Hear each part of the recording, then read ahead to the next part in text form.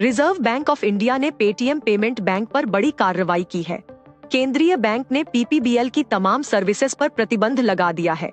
इसके बाद बहुत से लोगों को लग रहा है कि पेटीएम भी बंद हो रहा है। हालांकि ऐसा नहीं है। कहानी थोड़ी अलग है। यहाँ कार्रवाई पेटीएम पर नहीं बल्कि पेटीएम पेमेंट बैंक पीपीबीएल पर की गई है। आइए जानते हैं पेटीएम विवाद की पूरी कहानी और ये भी समझेंगे कि आप पर इसका क्या असर होगा। आरबीआई ने पेटीएम पेमेंट बैंक की कई सर्विसेज पर रोक लगा दी है। हालांकि अगर आप पेटीएम ऐप यूजर हैं तो आप पर इसका प्रभाव नहीं पड़ेगा। आप पहले की तरह ही यूपीआई पेमेंट कर सकेंगे। पहले जान लेते हैं कि अब आपको पेटीएम बैंक की कौन सी सर्विसेज नहीं मिलेंगी। अगर आपका पेटीएम पेमेंट बैंक में अकाउंट है तो 29 फरवरी के बाद आप उसे इस्तेमाल नहीं कर पाएंगे। हालांकि केंद्रीय बैंक ने यूजर को 15 मार्च तक का वक्त दिया है। आप 15 मार्च तक अपने अकाउंट से पूरा डिपॉजिट निकाल सकते हैं। साथ ही आप पेटीएम पेमेंट बैंक का वॉलेट यूज नहीं कर पाएंगे। इतना ही नहीं, अगर आपका फास्टैग पेटीएम पेमेंट बैंक से लिंक है तो आप उसे रिचार्ज भी नहीं कर पाएंगे। पेटीएम पेमेंट बैंक का इस्तेमाल करके आप gift card, Paytm wallet recharge या कोई दूसरी सर्विस यूज नहीं कर पाएंगे। अब सवाल आता है कि पेटीएम पर आप क्या क्या यूज कर सकते हैं। अगर आप पेटीएम ऐप को सिर्फ यूपीआई ऐप की तरह यूज करते हैं तो आप पर कोई असर नहीं पड़ेगा। आप इसके जरिए कहीं भी आसानी से पेमेंट कर सकेंगे। इसके अलावा आप रिचार्ज भी कर सकेंगे। हाँ, इन सब के लिए आपको अपने बैंक अकाउंट का इस्तेमाल करना होगा। अगर पेटीएम पेमेंट बैंक से आपकी कोई ईएमआई या फिर स्टेटमेंट पेंडिंग है तो उसे तुरंत ही क्लियर करा लें। 29 फरवरी के बाद आप इस पेमेंट बैंक के जरिए कोई ट्रांजैक्शन नहीं कर पाएंगे। अब जानते हैं कि रिजर्व बैंक ऑफ इंडिया ने पेटीएम पेमेंट बैंक लिमिटेड पर इतना बड़ा एक्शन क्यों लिया। आरबीआई ने बताया कि एक्सटर्नल ऑडिटर्स की रिपोर्ट में खुलासा हुआ है कि पीपीबीएल ने बैंक के दिशा निर्देशों का पालन नहीं किया। दरअसल मार्च 2022 में केंद्रीय बैंक ने पीपीबीएल से नए कस्टमर्स जोड़ने पर तत्काल प्रभाव से रोक लगाने को कहा था। हालांकि जांच में पाया गया है कि पेटीएम में इसका पालन नहीं किया, जिसके बाद केंद्रीय बैंक ने पीपीबीएल पर प्रतिबंध लगाए हैं।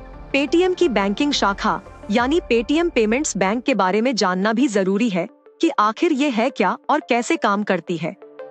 तो बता दें कि पेटीएम पेमेंट बैंक में यूजर्स सिर्फ अपने पैसे डिपॉजिट कर सकते हैं। बैंक के पास लोन वगैरह देने का अधिकार नहीं है और ना ही पेटीएम पेमेंट बैंक किसी भी ग्राहक को डेबिट कार्ड जारी कर सकता है। ये खासकर मर्चेंट्स पर फोकस्ड था, जिसमें उन्हें जो पेमेंट मिलता है वो उनके पेटीएम पेमेंट अकाउंट में पहुंचता है और फिर उसे अन्य बैंक अकाउंट्स में ट्रांसफर कर लिया जाता है। 197 कम्युनिकेशंस और इसी कंपनी के पास prepaid payment instrument PPI licence है। ये लाइसेंस साल 2017 में मिला था।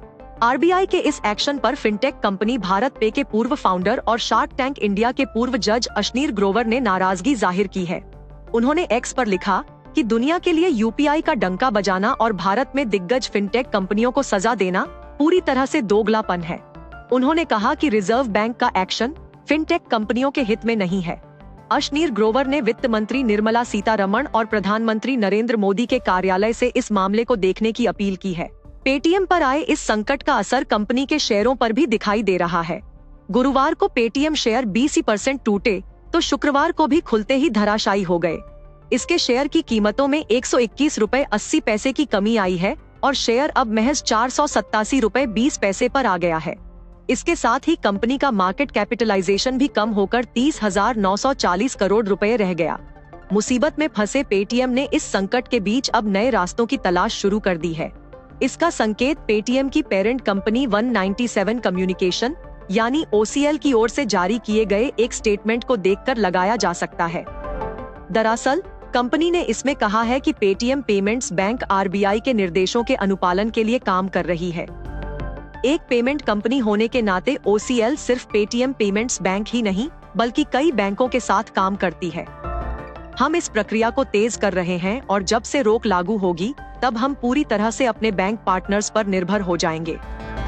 कंपनी ने साफ शब्दों में कहा है कि भविष्य में OCL पेटीएम पेमेंट्स बैंक नहीं बल्कि सिर्फ दूसरे बैंकों के साथ काम करेगा।